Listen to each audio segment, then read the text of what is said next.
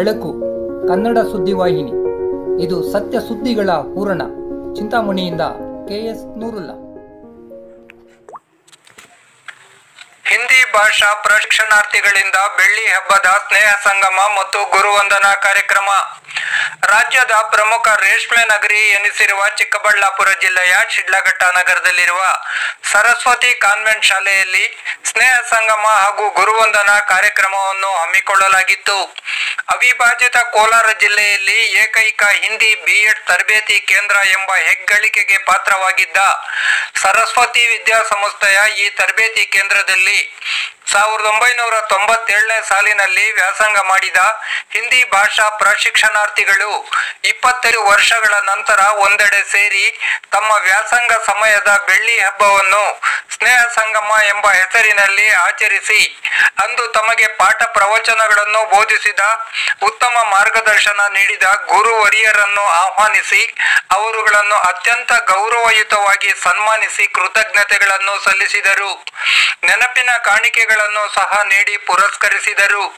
ಕಾರ್ಯಕ್ರಮದಲ್ಲಿ ಹಳೆಯ ವಿದ್ಯಾರ್ಥಿಗಳಾದ BTV ವರದಿಗಾರ ಬೆಂಗಳೂರಿನ ನಾಜೀರ್, ನಂದನ ಹೊಸಹಳ್ಳಿ ಸರ್ಕಾರಿ ಪ್ರೌಢಶಾಲೆಯ ಪ್ರಭಾರಿ ಮುಖ್ಯ ಶಿಕ್ಷಕರಾದ ಶ್ರೀಹರಿ, ಅಂಗರೇಕನಹಳ್ಳಿ ಶಾಲೆಯ ಶಿಕ್ಷಕಿ ಶ್ರೀಮತಿ ನಾಗರತ್ನ, ಚಿಕ್ಕಬಳ್ಳಾಪುರ ಕಂದಾಯ ಇಲಾಖೆಯ ಶ್ರೀಮತಿ ಅಮೃತ ಸೇರಿದಂತೆ ಹಾಜರಿದ್ದ ಎಲ್ಲ ಪ್ರಶಿಕ್ಷಣಾರ್ಥಿಗಳು ತಮ್ಮ ಅನಿಸಿಕೆ ಅಭಿಪ್ರಾಯಗಳನ್ನು ಹಂಚಿಕೊಂಡರು.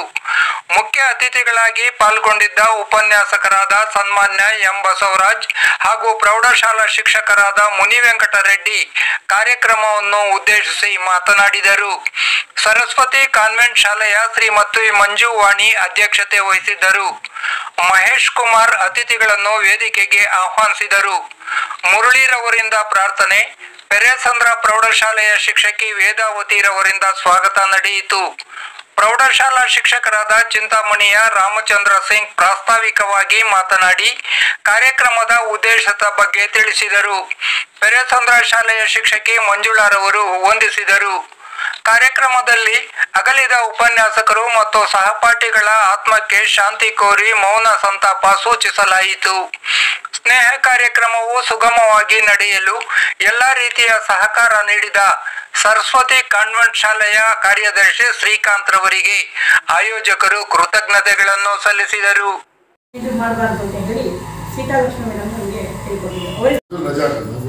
ಅವರಂದ್ರೆ ತುಂಬಾ ಇಷ್ಟ ನನಗೆ. ಯಾವಾಗಲೂ ಬೆನ್ನಲ್ಲಿ ಕೈಕೊಂಡು ನೀನು ಚೆನ್ನಾಗಿ ಹೋದಪ್ಪ, ನೀನು ಒಳ್ಳೆ ಸ್ಥಳಕ್ಕೆ ಹೋಗ್ತೀಯ ಅಂತ ಆಶೀರ್ವಾದ ಮಾಡಿ ಕಳಿಸ್ಕೊಡ್ತಾ ಇದ್ದಾರೆ. ನೆಕ್ಸ್ಟ್ ಅಲ್ಲಿಂದ ಬಂದಮೇಲೆ ಡಿಗ್ರಿ ಬಂದಮೇಲೆ ಸೈನ್ಸ್ BSc ಸೈನ್ಸ್ ಮಾಡಿದೆ ನಾನು ಚಿಕ್ಕಬಳ್ಳಾಪುರದಲ್ಲಿ. ಬಟ್ ಸೈನ್ಸ್ ಆದ್ರೂ ಕನ್ನಡ ಮಾಸ್ಟರ್ ಬರ್ತಾ ಇದ್ದಾರೆ ವಿಜಯಕುಮಾರ್. ಅವ್ರ ಪಾಠ ಅಂದರೆ ತುಂಬ ಇಷ್ಟ.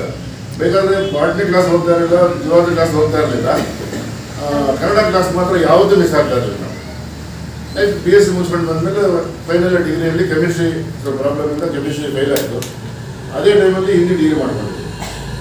ಇಲ್ಲೊಬ್ಬ ಲೆಕ್ಚರ್ ಸೋಮಶೇಖರ್ ಅಂತ ಹೇಳಿ ಪಾಪ, ನಾನೆಲ್ಲ ಹೊಲದಲ್ಲಿ ನೇಗಿಲು ಉಳುಮೆ ಮಾಡ್ತಾ ಇರಬೇಕಾದ್ರೆ ಅಲ್ಲಿಗೆ ನಡ್ಕೊಂಡು ಬಂದು ನಮ್ಮ ಅಪ್ಪಗೆ ಹೇಳಿ 2000 B.Ed ಡೊನೇಷನ್ ಅವ್ರಿಗೆ ಕಳಿಸ್ಕೊಡಿ ಅದೇ ಕರ್ಕೊಂಡು ಬಂದು ಅವ್ರಿಗೆ ಬೇರೆ ಜಾಯಿನ್ ಮಾಡಿಸಿ. ಸರಿ, ಈ ಕಡೆ B.Ed ಕಂಪ್ಲೀಟ್ ಆಯಿತು, ಆ ಕಡೆ BSc ಕಂಪ್ಲೀಟ್ ಆಯಿತು. ಇನ್ನೇನು ಮಾಡೋದು ಅಂತ ಗೊತ್ತಾಗಲಿಲ್ಲ. हर कहीं यही बात आते है, सारे धरती कागज बनकर सब बन रहा है, लेकिन सब बन रहा है. सारे धरती कागज बनकर लेकिन सब बन रहा है. सप्त समंदर की मसी करो गुरु गुण लिखना चाहे, है ना.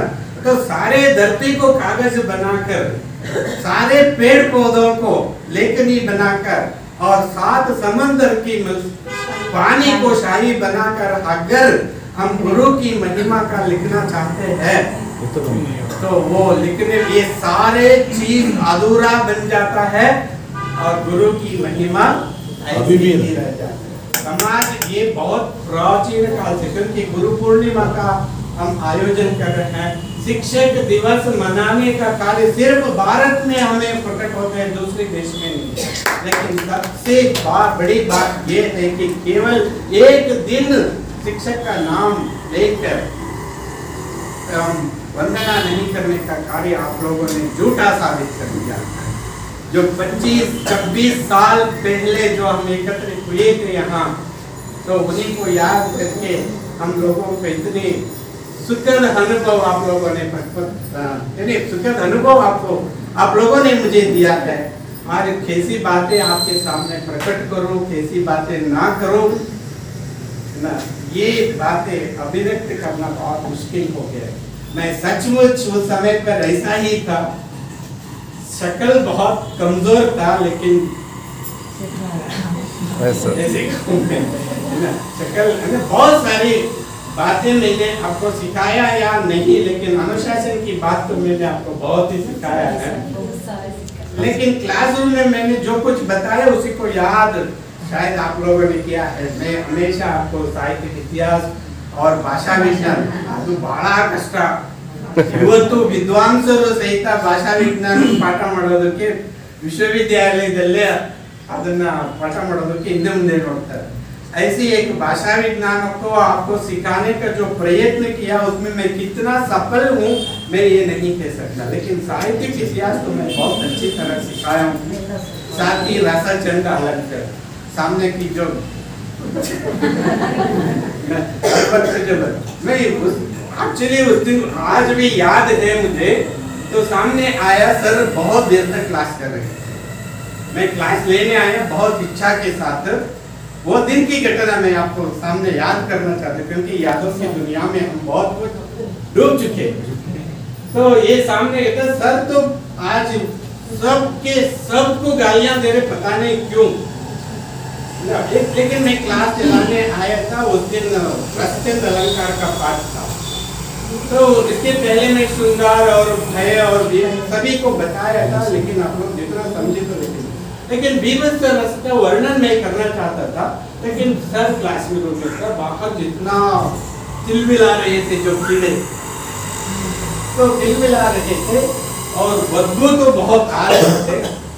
तो मैंने सोचा वहाँ 2-3 मिनट खड़े हो गए थे और खड़े होकर सोचा कि यही उदाहरण के द्वारा आपको बीभत्स रस का वर्णन करना। लेकिन सर बाहर आते ही मैं अंदर घुस गया, थोड़ी गुस्से के साथ ही मैं बताया आप लोग टीचर है, स्वच्छता की बातें कर